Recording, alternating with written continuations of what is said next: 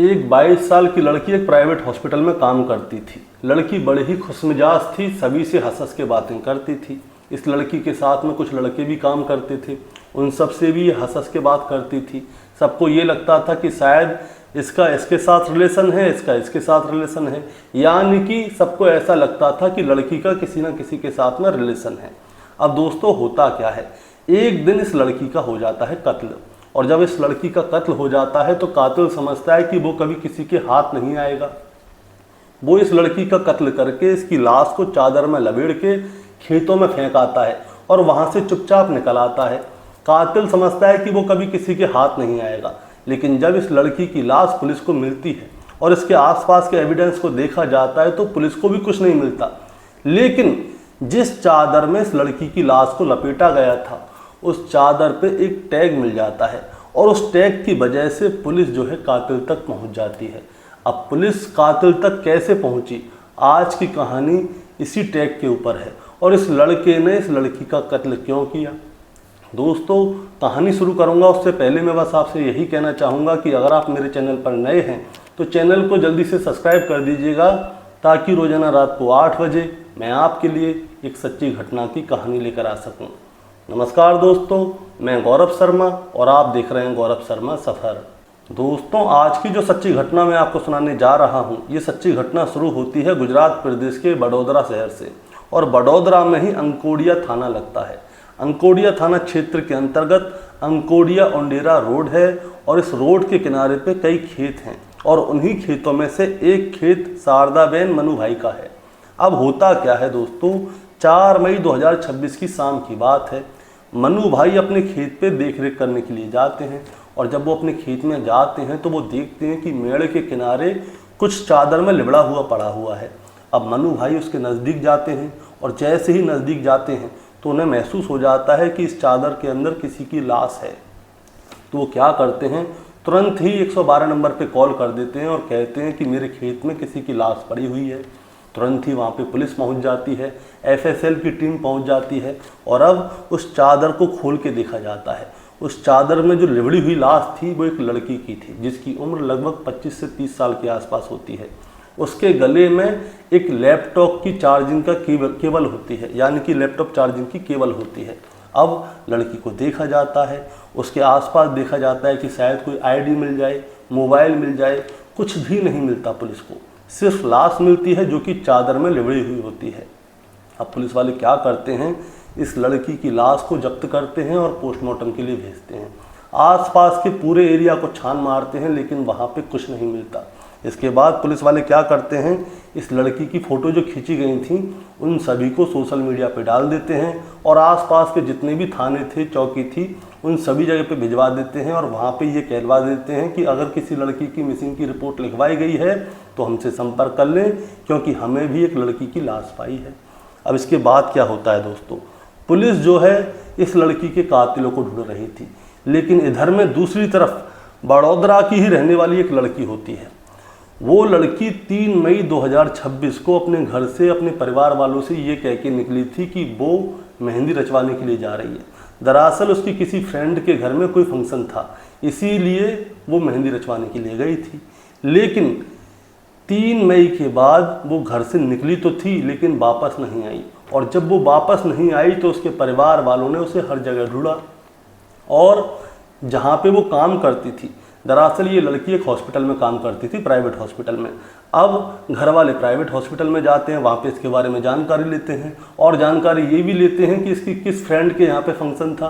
तो पता चलता है कि कोई भी फ्रेंड नहीं है जिसके यहाँ पे फंक्शन था। ये लड़की अपने घर से कह के निकली थी कि फ्रेंड के यहाँ पे फंक्शन है और ये मेहंदी रचवाने जा रही है, लेकिन अब लड़की के बारे में कोई जानकारी नहीं है।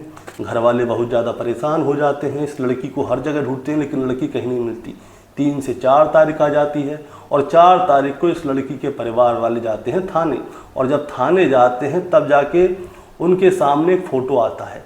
पुलिस वाले उन्हें एक फ़ोटो दिखाते हैं और कहते हैं कि हमें आज शाम को ये लाश मिली है, यानी कि इस लड़की के परिवार वाले जो थे 4 मई की शाम को गए थे थाने। अब जैसे ही पुलिस वाले इनको फ़ोटो दिखाते हैं तो लड़की की माँ इस लड़की को पहचान जाती है, लेकिन इस तरह से माना नहीं जाता। इसीलिए पुलिस वाले कहते हैं कि आपको हमारे साथ फिजिकली चलना होगा मोर्चरी में, यानी कि पोस्टमार्टम गृह में उसका शव रखा हुआ है, एक बार आप हमारे साथ चलिए और आप एक बार लाश की पहचान कर लीजिए। अब लड़की की माता पिता पोस्टमार्टम हाउस में जाते हैं और उस लड़की की पहचान करते हैं और पहचान में साफ हो जाता है कि ये उन्हीं की बेटी है, जो कि 3 तारीख को अपने घर से ये कह के निकली थी कि वो अपनी फ्रेंड के घर पे जाएगी, इसलिए वो अपने हाथ में मेहंदी रचवाने के लिए जा रही है। अब उसके माता पिता का रो रो कर बुरा हाल हो जाता है कि आखिर उनकी बेटी के साथ ऐसा किसने किया। पुलिस वाले उसके माता पिता से पूछते हैं कि आपको क्या लगता है कौन आपकी बेटी का कत्ल कर सकता है। माता पिता कहते हैं कि हमें क्या लगेगा, हमारी बेटी तो बड़ी सीधी सादी थी, वो घर से सीधे हॉस्पिटल जाती थी, हॉस्पिटल से घर आती थी, किसी से कोई लेना देना नहीं था। अब पुलिस वाले इनके माता पिता से इस लड़की का फ़ोन नंबर लेते हैं। वो कहते हैं कि आपके पास इसका फ़ोन नंबर होगा, आप ऐसा कीजिए, हमें फ़ोन नंबर दे दीजिए। इस लड़की के माता पिता लड़की का फ़ोन नंबर पुलिस वालों को दे देते हैं। इसके बाद पुलिस वाले क्या करते हैं, इस लड़की की CDR निकलवाते हैं, कॉल डिटेल रिपोर्ट। उसमें ये देखते हैं कि ये लड़की किससे बातें करती है। तब जाके सामने आता है कि ये लड़की कई सारे लड़कों से बात करती है। अब ये देखा जाता है कि किस किस लड़के से कितनी कितनी देर तक बात की जाती है। और दूसरी तरफ दूसरी एक और टीम लगी हुई होती है। वो टीम क्या कर रही होती है, जो लड़की के पास चादर पाई थी और लैपटॉप की केबल पाई थी उसकी शनाख्त कर रही थी। जब चादर को देखा जाता है तो चादर में एक टैग लगा हुआ होता है। चादर ज़्यादा पुरानी नहीं होती, ऐसा लगता है कि आजकल में खरीदी होगी। अब चादर को ध्यान से देखा जाता है तो उसमें टैग होता है और टैग होता है D-Mart का, यानी कि वो चादर जो है D-Mart से खरीदी गई है और आजकल या 1-2 दिन में ही खरीदी गई है, इससे ज़्यादा पुरानी नहीं है। इसीलिए पुलिस वाले क्या करते हैं, बड़ौदा शहर में जितने भी D-Mart हैं उन सभी के स्टोरों पे जाके विजिट करना शुरू कर देते हैं और सब में जाके उस टैग को दिखाया जाता है। अब इन D-Marts के स्टोर्स में से एक स्टोर वाले ने ये कंफर्म कर दिया कि ये जो चादर है इन्हीं के स्टोर से खरीदी गई है और 2 दिन पहले खरीदी है। अब जैसे ही ये वाली बात सामने आती है तो पुलिस वाले कहते हैं कि ऐसा करो, जिस समय पे ये चादर खरीदी गई थी उस समय का CCTV फुटेज हमें दिखाओ कि ये चादर किसने खरीदी है। अब फुटेज दिखती है तो उसमें एक लड़का होता है जो कि ये चादर खरीदने के लिए आया था। और दूसरी तरफ पुलिस ने जो CDR निकलवाई थी तो जिन जिन लड़कों से ये लड़की बात करती थी उन सभी लड़कों की CDR भी निकलवाई थी और ये भी देखा गया था कि ये लड़की किसके साथ आखिरी बार थी और किसके साथ इसने आखिरी बार बात की। तब जाके एक नाम सामने आता है और नाम होता है रोहन परमार। रोहन परमार जो है बुंडेली इलाके का रहने वाला है और जो CCTV फुटेज में लड़का दिखा था चादर खरीदता हुआ वो भी रोहन परमार ही था। अब पुलिस का पूरा शक रोहन परमार के ऊपर ही हो जाता है। इसीलिए पुलिस वाले क्या करते हैं, सीधे ही जाते हैं बुंडेली इलाके में और रोहन परमार को गिरफ्तार कर लेते हैं और गिरफ्तार करने के बाद उसे थाने ले आते हैं और फिर उससे पूछा जाता है कि बताओ तुमने लड़की का कत्ल क्यों किया।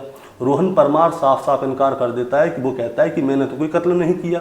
इसके बाद जो पुलिस वाले हैं पूरी लोकेशन बताते हैं उसे कि लड़की के साथ तुम कहाँ कहाँ कैसे कैसे गए थे, तुमने लास्ट बार फ़ोन किया था और तुम्हारे ही साथ लड़की किस जगह पे थी लास्ट टाइम जिस समय पे उस लड़की का मोबाइल स्विच ऑफ हुआ था और तुम्हारा मोबाइल वहाँ पे ऑन था और वहाँ से तुम वापस आ गए। अब तुम हमें सच सच बताओगे या फिर हम अपने हिसाब से पूछें। अब जैसे ही पुलिस वालों ने कहा कि हम अपने हिसाब से पूछें, तुरंत ही रोहन परमार जो है अपना गुनाह कबूल कर लेता है और वो कहता है कि हाँ मैंने ही उस लड़की का कत्ल किया है। अब पुलिस वाले पूछते हैं कि तुमने उस लड़की का कत्ल क्यों किया। अब रोहन परमार जो है पूरी कहानी शुरू से लेकर आखिर तक सुनाता है। ये रोहन परमार जो है एक कैफ़े में काम करता है। उस कैफ़े के सामने ही एक प्राइवेट हॉस्पिटल है और उस हॉस्पिटल के अंदर वो लड़की काम करती है। लड़की और रोहन परमार आमने सामने काम करते हैं। कभी कभी वो लड़की क्या है उस कैफ़े में आती थी, कुछ खाती पीती होगी, इसी बीच में रोहन से उसकी बोलचाल हो जाती है। बोलचाल के बाद में इनकी दोस्ती हो जाती है और पिछले 5-6 महीने से ये दोनों एक रिलेशन में आ गए थे। रिलेशन बहुत अच्छा चल रहा था, लेकिन रोहन को अपने मन में ये लगता था कि ये लड़की उसे धोखा दे रही है। दरअसल ये लड़की जो है बहुत ही हंसमुख थी और सबसे बात करती थी। इस लड़की को दोस्ती करने का शौक था, चाहे लड़का हो चाहे लड़की। लेकिन लड़कों को गलतफहमी हो जाती थी कि ये मुझसे प्यार करती है। रोहन को भी ऐसा ही लगा कि ये लड़की किसी और से प्यार करती है। रोहन अपने रिलेशनशिप में सीरियस था, लेकिन ये लड़की सीरियस नहीं थी। रोहन बार बार कहता था कि तुम किसी से बात मत किया करो, लेकिन लड़की कहती है कि यार तुमसे बात करना मैंने चालू कर दिया तो किसी से भी बात नहीं करूं, मैं तो सबसे करूंगी। रोहन को ये वाली बातें बहुत ज़्यादा बुरी लगती हैं और अंदर ही अंदर वो ये सोचता है कि ये लड़की उसे धोखा दे रही है। इसीलिए क्या होता है, जो रोहन परमार है वो 5 दिन पहले, यानी कि कत्ल से 5 दिन पहले ही ये तय कर लेता है कि इस लड़की को ख़त्म करना होगा। उसको अंदर से इतना बुरा लगता है कि ये लड़की उसे धोखा दे रही है। इसीलिए वो क्या करता है, वो जाता है डी मार्ट। उसने पूरी प्लानिंग की हुई थी कि कैसे कैसे क्या क्या करना है। वो जाता है डी मार्ट से एक चादर खरीद के लाता है और उसके बाद वो 3 मई 2026 को उस लड़की को मिलने के लिए बुलाता है। वो गुजरात के बड़ौदा में अंकोडिया है और अंकोडिया में एक वाटर पार्क है। वो उस लड़की से कहता है कि 3 मई 2026 को तुम ऐसा करो, मिलने आ जाओ, वाटर पार्क में चलेंगे, पहले वहाँ पे एंजॉय करेंगे, उसके बाद घूमने फिरने चलेंगे। अब लड़की को ये थोड़ी पता था कि जो रोहन है उसे उसका कत्ल करने के लिए बुला रहा है। लड़की अपने घर पे बहाना बनाती है कि वो जो है मेहंदी करवाने जा रही है। वो सोचती है कि पहले वाटर पार्क हो आऊँगी, उसके बाद मेहंदी करवाते हुए वापस घर पे आ जाऊँगी। अब ये लड़की क्या करती है, अपने घर से वाटर पार्क जाती है। रोहन इसको रास्ते में से ही पिक कर लेता है और फिर वो उसे अंकोडिया के उसी वाटर पार्क में ले जाता है। वहाँ पे पहले ये राइड वगैरह करते हैं, उसके बाद थोड़ा समय बिताते हैं और फिर रोहन जो है उस लड़की को अपने साथ खेतों की तरफ ले जाता है घुमाने के लिए। और वहीं पे रोहन फिर से उससे वही बात करता है कि तुम किसी और से बात मत किया करो।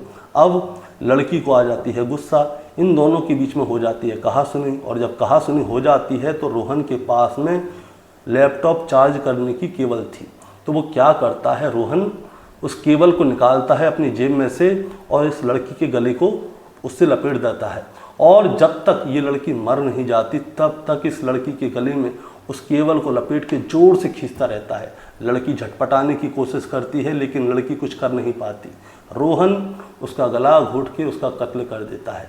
लड़की वहीं मर जाती है। इसके बाद रोहन क्या करता है, जो चादर उसने डी मार्ट से खरीदी थी उस चादर में उस लड़की को लपेटता है और देखता है कि आसपास कोई है तो नहीं। वहाँ पे कोई नहीं था। इसीलिए वो क्या करता है, उस चादर को उठा के, जो लड़की लपेटी हुई थी उसे उठा के थोड़ी अंदर खेतों में ले जाता है और एक मेड़ के बगल में फेंक देता है और वहाँ से चुपचाप आ जाता है।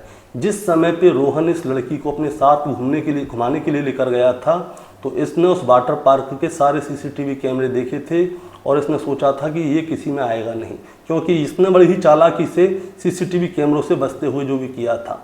और खेतों में उस लड़की की लाश को फेंकने गया था तब भी इसने कहा था कि मेरे पास यहाँ पे कोई सीसीटीवी कैमरा तो है नहीं। इसने सोचा होगा मन में, इसीलिए इसने ये भी सोचा होगा कि अब ये बच जाएगा, कभी भी ये पुलिस के हाथ नहीं आएगा।